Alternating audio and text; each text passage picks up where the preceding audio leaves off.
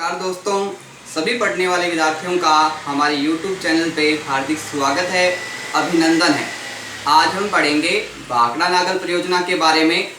भाखड़ा नागल जो परियोजना है, ये किस उद्देश्य के तहत इसका निर्माण किया गया था, इसके पीछे कौन से सरकार के लाभ, आम जनता के लाभ छुपे हुए थे। सबसे पहले ध्यान ये रखना कि परियोजना जो बनाई जाती है वो किसी एक उद्देश्य के लिए नहीं बनाई जाती। इस परियोजना के बहुत सारे लाभ होते हैं, तो वह परियोजना जो किसी एक उद्देश्य के लिए नए बनाई जाए, जाके बहुत सारे उद्देश्यों के लिए बनाई जाती है, उसको बहुउद्देशीय परियोजना भी कहा जाता है।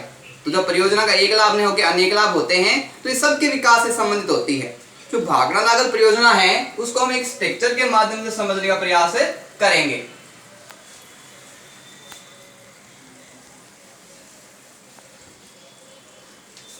जो भाखड़ा नागल परियोजना है, इसको जो प्रारंभ किया गया था 1948 में इसका प्रारंभ किया गया था, और इसका जो पूर्ण किया गया था ये 1963 में इस परियोजना को पूर्ण कर दिया गया था।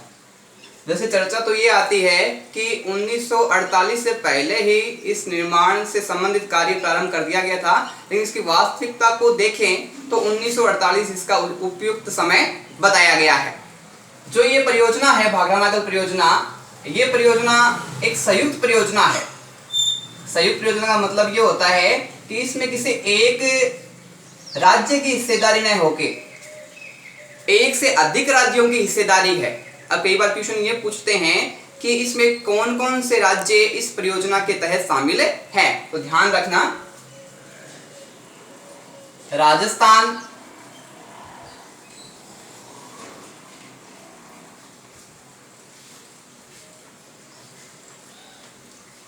पंजाब, हरियाणा,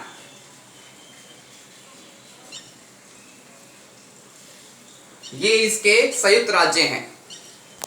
कई बार इसमें ये बोला जाता है कि राजस्थान की हिस्सेदारी इस परियोजना के तहत कितने प्रतिशत है, तो ध्यान रखना जो राजस्थान की इसमें हिस्सेदारी है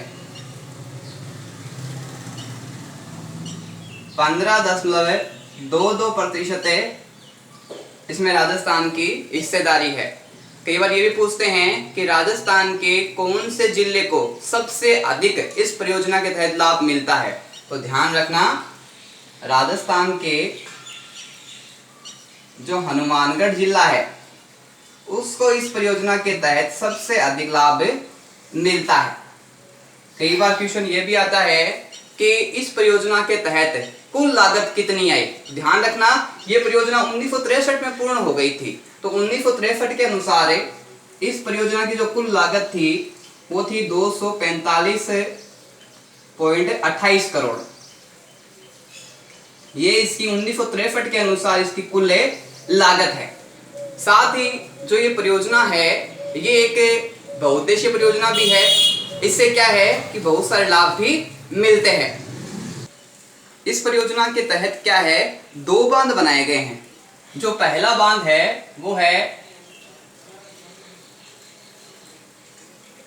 भाखड़ा बांध, और जो दूसरा बांध है वो है नांगल बांध। जो पहला हमारा बांध है भाखड़ा, इसके बारे में हम अध्ययन करेंगे।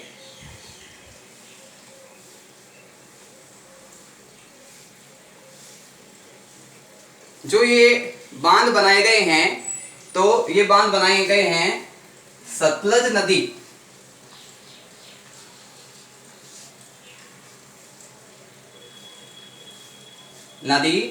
के बिलासपुर के निकट।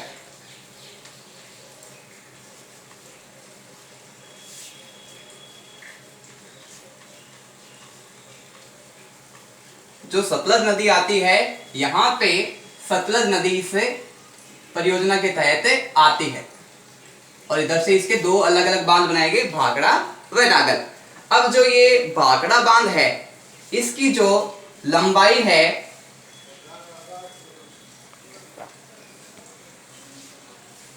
520 मीटर है, और जो इसकी ऊंचाई है 226 मीटर है। कई बार क्वेश्चन ये आ जाता है कि जो भाखड़ा बांध है उसकी लंबाई कितनी है, ऊंचाई कितनी है। ध्यान रखना, लंबाई 520 मीटर है और ऊंचाई इसकी 226 मीटर है। इसका जो प्रारंभ हुआ था यानी आधारशिला थी वो 1948 में रखी गई। क्वेश्चन कई बार आता है कि इसकी आधारशिला किसने रखी, तो ध्यान रखना इसकी जो आधारशिला थी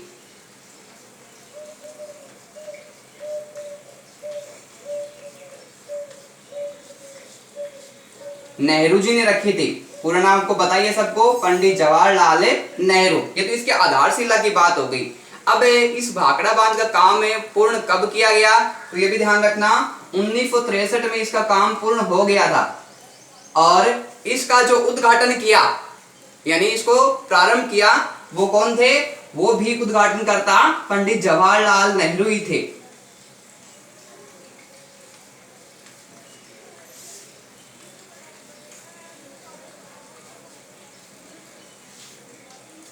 अब बात आती है कि इस भाखड़ा बांध को किस चीज से बनाया गया था, किन चीजों का इसमें इस्तेमाल किया गया था, तो ध्यान रखना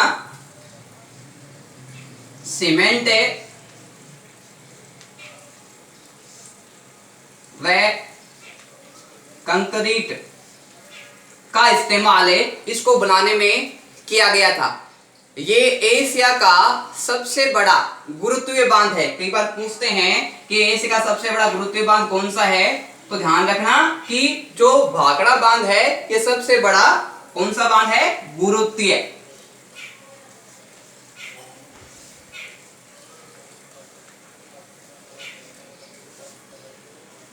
अब जो ये भाखड़ा बांध है इसके तहत एक मानव निर्मित झील का निर्माण भी किया गया है। उस झील का नाम है गोविंद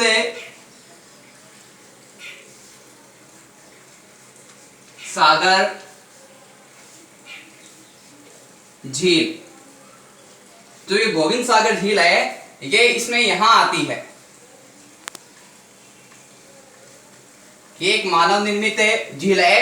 अब इसके बारे में एक स्टोरी बनी हुई है कि इसका नाम है गोविंद सागर झील कैसे पड़ा, तो ध्यान रखना कि सिखों के 10वें गुरु थे जिनका नाम था गोविंद सिंह और उन्हीं के नाम पे इस झील का नाम क्या पड़ा, गोविंद सागर झील।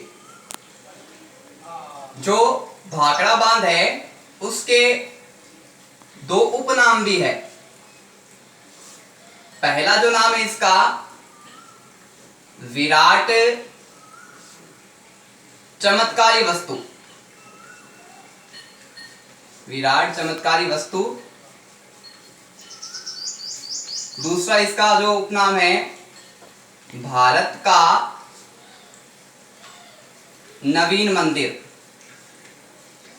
ये इस भाखड़ा बांध के दो उपनाम है। जो दूसरी इसके तहत बांध बनाया गया परियोजना के तहत है वो है नागल बांध।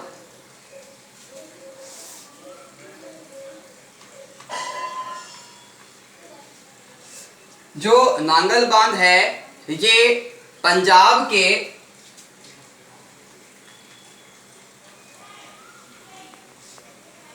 रोपड़ से नांगल नामक स्थान के पास बनाया गया है। कई बार पूछते हैं कि नांगल बांध कहाँ बनाया गया, देखना पंजाब के रोपड़ के पास नांगल गांव है, वहां उसके पास इस बांध को बनाया गया है। जो ये नांगल बांध बनाया गया है ये जो पहला बांध है हमारा कौन सा, भाखड़ा बांध, उससे 13 किलोमीटर नीचे बनाया गया है। जो पहला बांध हमारा भाखड़ा बांध है उससे 13 किलोमीटर नीचे किस बांध का निर्माण किया गया है, नांगल बांध का। यानी पहला बांध तो हमारा भाखड़ा हो गया और इसके नीचे कितने किलोमीटर, लगभग 13 किलोमीटर नीचे इस बांध का निर्माण करवाया गया है। अब जो ये बांध का निर्माण करवाया गया है इसके तहत कुछ विद्युत ग्रहों का निर्माण भी इस परियोजना के तहत होता है। विद्युत ग्रह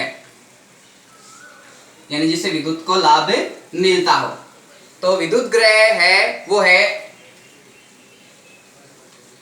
कोटला,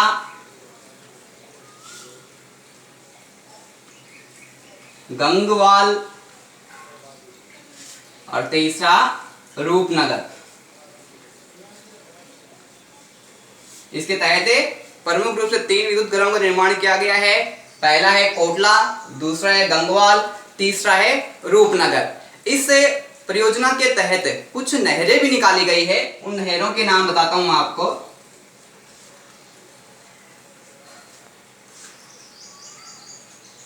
सरहिंद नहर, भाखड़ा नहर, नागल नहर, ऐसे और भी कई नहरें हैं जो इसके तहत निकाली गई है। इस जो परियोजना का जो लाभ है वो प्रमुख रूप से 3 क्षेत्रों से जुड़ा हुआ होता है। सिंचाई,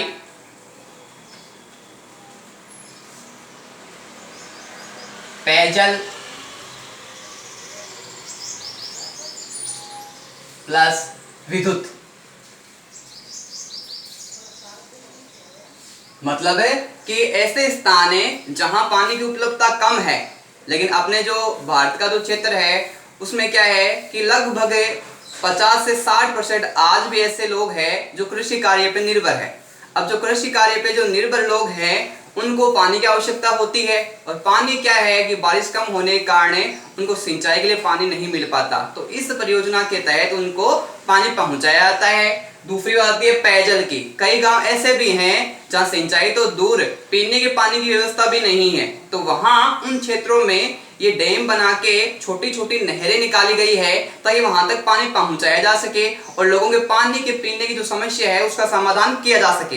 तीसरी बात आती है इसमें विद्युत की। पानी सिंचाई के लिए काम आ गया, पीने के लिए काम आ गया। अब पानी का जो उपयोग है वो विद्युत के रूप में भी होता है, यानी पानी से बिजली बनाई जाती है। जितने अधिक प्रेशर से पानी तेज गति से बहता है और उतनी ही तेज गति से क्या है विद्युत का निर्माण होता है। वर्तमान समय में गर्मी का समय होता है तो उसमें क्या है लाइट की अधिक आवश्यकता होती है, तो जब लाइट का निर्माण ही नहीं होगा तो लाइट हमारे तक पहुंचेगी कैसे। तो आजकल क्या है अधिक से अधिक बांधों का निर्माण किया जा रहा है ताकि अधिक से अधिक बिजली उत्पादन की जा सके और लोगों को बिजली से संबंधित सुविधाएं प्रदान की जा सके। हमारे द्वारा जो दी गई जानकारी है वो आपको कैसी लगी, इसके बारे में अपने जो विचार है वो हमारे कमेंट बॉक्स में जरूर बताएं, और हमारे चैनल को अधिक से अधिक लाइक सब्सक्राइब जरूर करें और बेल आइकन को दबाना भी न भूलें ताकि अधिक से अधिक विद्यार्थी हैं वो हमारे चैनल से जुड़ सके और उनको अधिक से अधिक लाभ मिल सके। धन्यवाद।